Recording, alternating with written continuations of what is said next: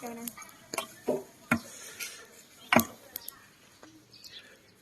กินนังเทิงเอากินนังเทิงเอา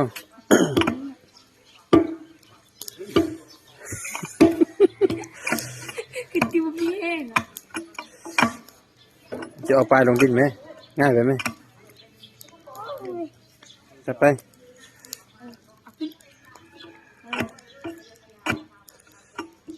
กินนังเทิงก่อนโดจะไปกินซื้อเอา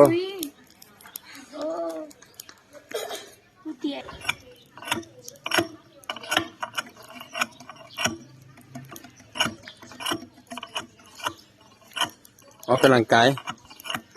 หน้าแห้งทับตีนกันทั้งสาก็รอไปแล้วจะนั่งให้หน่อยมั้ยเนี่ย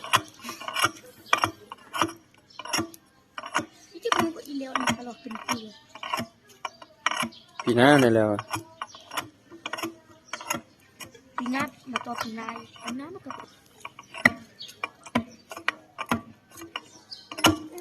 กินนังเทิงก่อนโดตำซอกขั้วลงซอกขั้วน่ะตำลงตำลงซอกขั้วน่ะ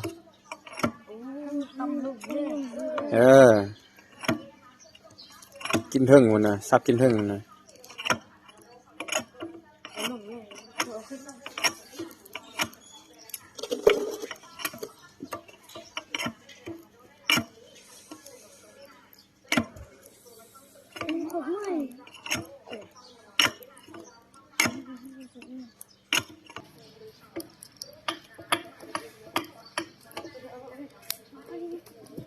บ่ต้องเปลี่ยนไหน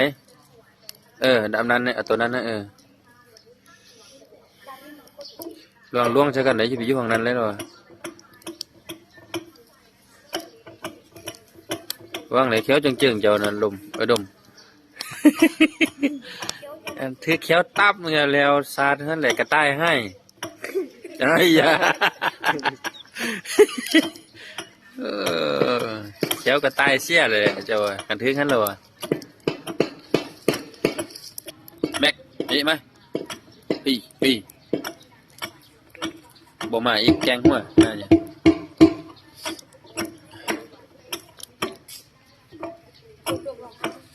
ออกกำลังกายแกน่า